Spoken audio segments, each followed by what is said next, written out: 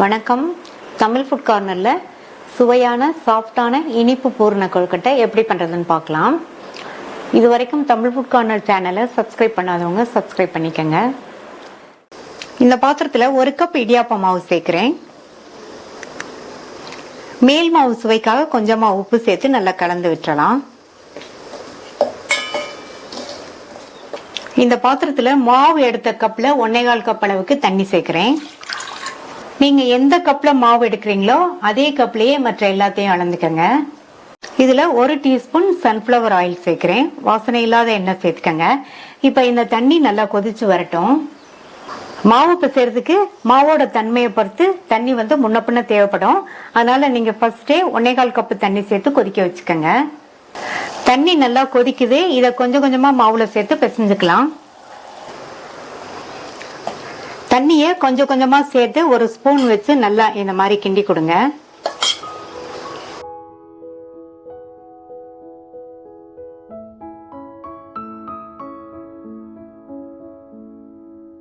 கொதிக்க வச்ச 1.25 கப் தண்ணியை ஃபுல்லாவே சேர்த்துட்டேன்.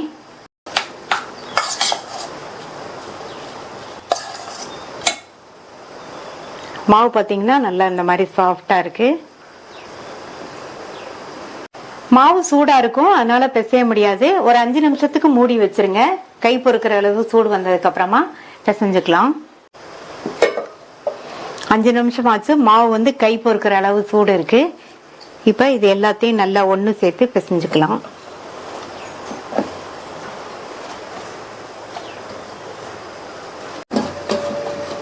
பிசைஞ்சாச்சு. மாவு நல்லா சாஃப்டா இருக்கு. இத மூடி வச்சுட்டு பூரணம் ரெடி பண்ணிடலாம். மாவு எடுத்த கப்ல 1/2 கப் பொடித்த வெல்லத்தை இந்த பேன்ல சேர்த்துட்டு அதே கப்லயே 1/4 கப் அளவுக்கு தண்ணியை இதுல சேர்த்துடலாம். இந்த வெல்லம் நல்லா கரைஞ்சு வரட்டும்.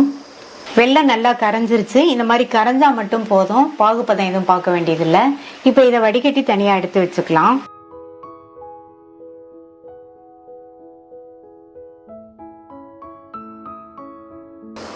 அடுத்து இந்த பேன்ல 1 டேபிள் ஸ்பூன் பட்டர் சேர்க்கிறேன். இதுக்கு பதில் நீங்கள் நெய் இருந்தாலும் சேர்த்துக்கங்க. இப்ப பட்டர்லாம் நல்லா மெல்ட் ஆனதுக்கு அப்புறமா மாவு எடுத்த கப்லயே 3/4 கப் அளவுக்கு தேங்காய் துருவல் சேர்த்துக்கலாம். தேங்காய் துருவலை நல்லா டைட்டா அளந்துக்கங்க. இந்த தேங்காய் துருவலை இந்த பட்டர்லயே 1 நிமிஷம் போல நல்லா வதக்கி விட்டுக்கங்க. நீங்க தேங்காய் துருவும் போது தேங்காயில பேக் சைட்ல உள்ள பிரவுன் பகுதியை நீக்கிட்டு துருவிட்டீங்கன்னா கொழுக்கட்டை சாப்பிடும் போது இந்த பூரணம் நல்லா சாஃப்டாவும் டேஸ்டாவும் இருக்கும். தேங்காய் துருவல் 1 நிமிஷமா பட்டர்ல வதங்கிடுச்சு. நம்ம வடிகட்டி வச்ச வெள்ளக்கரைசலை இதுல சேர்த்துட்டு இது கூட வாசனைக்கு 1/4 டீஸ்பூன் ஏலக்காய் பவுடர் சேர்த்துக்கலாம். சேர்த்துட்டு நல்லா மிக்ஸ் பண்ணி கொடுத்துட்டே இருங்க.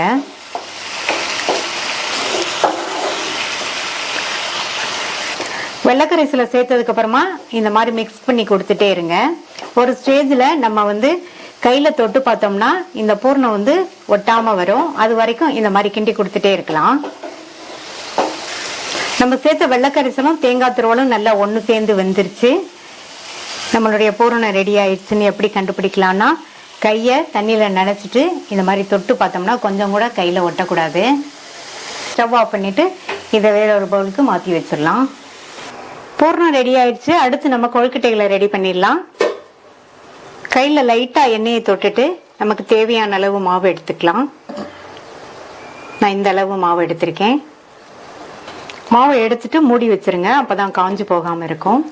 நீங்க கொழுக்கட்டையை தட்டுறதுக்கு பட்டர் ஷீட், வாழை இலை அல்லது பிளாஸ்டிக் ஷீட் எது வேணாலும் எடுத்துக்கங்க. நான் இன்னைக்கு பட்டர் ஷீட் எடுத்திருக்கேன்.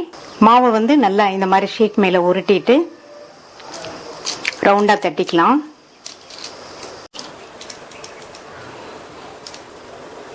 ரொம்ப மெல்லிசாவும் இல்லாம ரொம்ப திக்காவும் இல்லாம ஓரளவு திக்னஸ்க்கு நல்லா இந்த மாதிரி ரவுண்டா தட்டிக்கலாம்.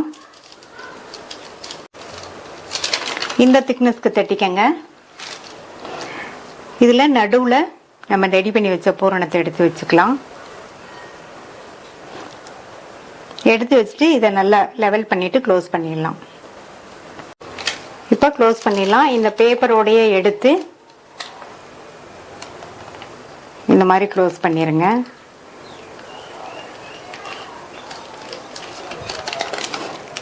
எல்லா பக்கமும் நல்லா ஒட்டி சீல் ஆகணும். நல்லா இந்த மாதிரி சீல் பண்ணி விட்டாதான் கொழுக்கட்டை வேகும் போது பூர்ணம்லாம் வெளியில வராம இருக்கும்.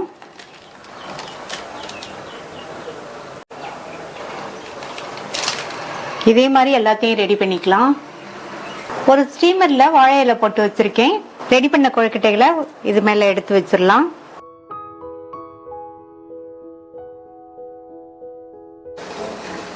எல்லா கொழுக்கட்டைகளையும் வச்சாச்சு. இட்லி பாத்திரத்துல தண்ணி விட்டு கொதிச்சுட்டு இருக்கு. இந்த ஸ்டீமர் இதுல வச்சுட்டு மேல ஒரு வாழை இலை போட்டு மூடி வச்சிடலாம். இந்த மாதிரி வாழை இலையில கொழுக்கட்டை வச்சு மேலையும் வாழை இலை போட்டு மூடிட்டோம்னா கொழுக்கட்டை வெந்து வந்ததுக்கு அப்புறமா வாழை இலை வாசனையோட சாப்பிட்றதுக்கு ரொம்ப சுவையா இருக்கும். வாழை இலை எல்லாமையும் ஸ்டீமர்ல லைட்டா எண்ணெய் அப்ளை பண்ணி கொழுக்கட்டைகளை வச்சு வேக வைக்கலாம். மூடி போட்டு ஸ்டவ்வை மீடியம் ஃப்ளேம்ல வச்சிருங்க. இது வெந்து வர்றதுக்கு 8ல இருந்து 10 நிமிஷம் ஆகும். 8 நிமிஷம் ஆச்சு. எல்லா கொழுக்கட்டைகளுமே நல்லா சாஃப்டா வெந்துருச்சு. அவ்வளவுதான், வாழை இலை மணத்தோட சுவையான பூரண கொழுக்கட்டை ரெடி ஆயிடுச்சு. ட்ரை பண்ணி பார்த்துட்டு உங்க கமெண்ட்ஸை சொல்லுங்க. தேங்க்யூ.